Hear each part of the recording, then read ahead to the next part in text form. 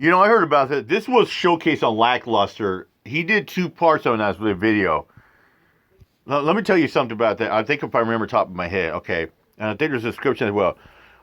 Okay, Guatemala farm worker charged in officer's fatal heart attack. Yeah, this guy right here. You see it right here. This guy. This guy got.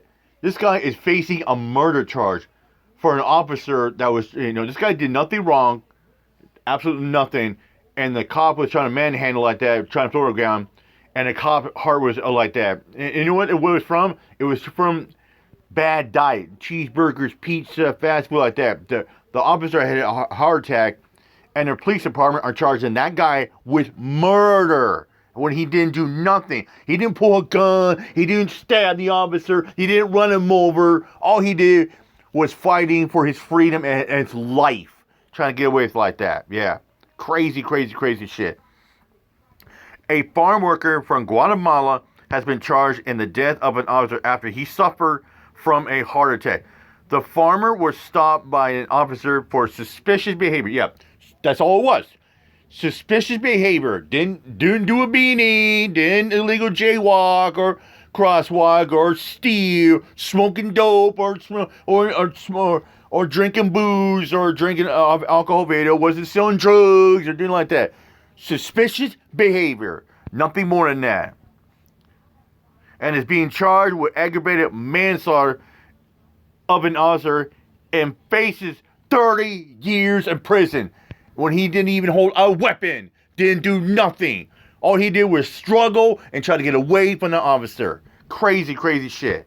Yeah, Lackluster has showcased this story. Has run with it, like that. It's really insane. Really insane that this guy is facing 30 years in prison and a murder charge because the fucking loose officer had a heart attack because he had a shitty diet and a shitty lifestyle. Really crazy. This is the moment last May that changed everything for the 2 men involved. Sergeant Michael Kunovich stopped Guatemalan farm worker Virgilio Aguilar Mendez for, quote, suspicious behavior outside a motel where he was staying in St. Augustine, Florida. After a struggle to arrest Aguilar Mendez, who tried to flee, according to law enforcement, Sergeant Kunovich went into cardiac arrest and died a short time later. Florida. And that's what it is a lot of times. When people are facing the eyes of the law, usually what is going to kick in? Fight or flight instinct.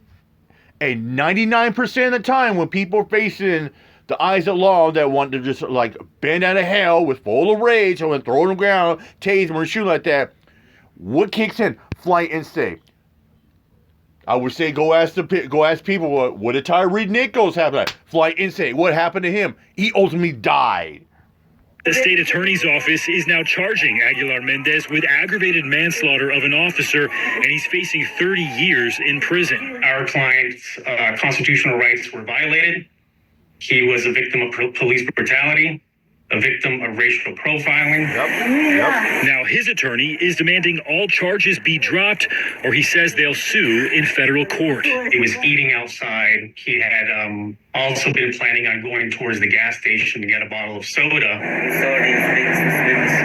Body camera footage given to NBC News by Aguilar Mendez's attorney shows how the encounter unfolded. You can hear Aguilar Mendez saying multiple times that he doesn't speak English. Don't walk away from me. No, sorry. Don't pull away from me. Sergeant Kunovich continues yelling commands to him in English, and Aguilar Mendez appears to pull away when Kunovich tries to search him. Get on the ground! The struggle continues, and another officer arrives. No, familia. These next images are disturbing. I'm gonna tase you.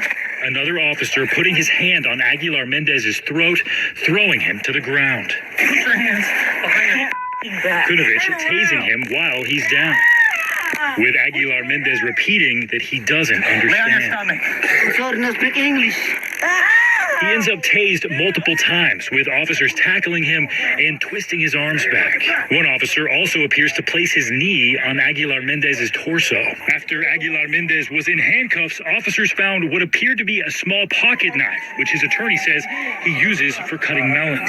Aguilar immediately told the officer he didn't understand English. His native language is ma'am, which is an ancient indigenous language in Guatemala. At the end of the body cam video, Kunovich's breathing appears labored, and a colleague asks if he's okay before he was taken to a hospital where he was later pronounced dead. St. Johns County medical examiner determining Sergeant Kunovich died from an irregular heartbeat caused by the hardening of his arteries, along with high blood pressure and heart disease. The report also said, quote, physical... Yeah, but guess what? Was that him from tackling and, was it for him tackling and throwing down the suspect and wrestling with him? Absolutely not. Like I said, it was bad, bad lifestyle, bad diet, exertion and possible emotional stress while apprehending a fleeing suspect may have contributed to his death. Even the suspect had nothing as you said, tragically died from this, would you still think that Rogelio would have a civil rights case to pursue?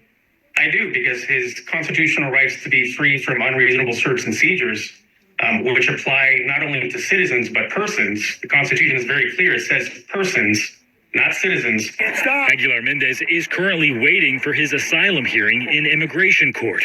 The St. John County Sheriff's Office has not returned NBC's request for comment, and Florida State Attorney's Office saying they don't comment on pending cases.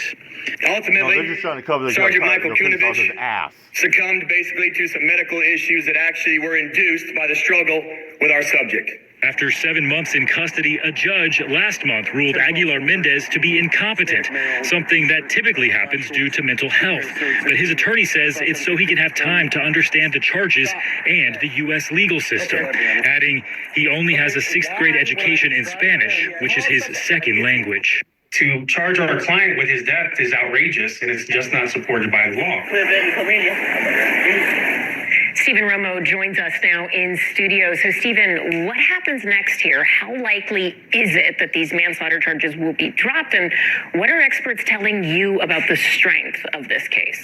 Well, today was the deadline the attorney set for those charges to be dropped before deciding to file that civil rights lawsuit. So it seems like that is the next step. As for the case itself, our legal expert, Danny Savallo, is telling me it's likely the defense will try to show that the deputy had a heart condition that preceded this event with the suspect, but that will happen once the court case actually takes place. But for right now, Aguilar Mendez is in limbo because he's been found unfit to stand trial at the moment. So the sheriff involved in this in St. Johns County is running for re-election. What has the reaction been to him, to that, and this incident within the community?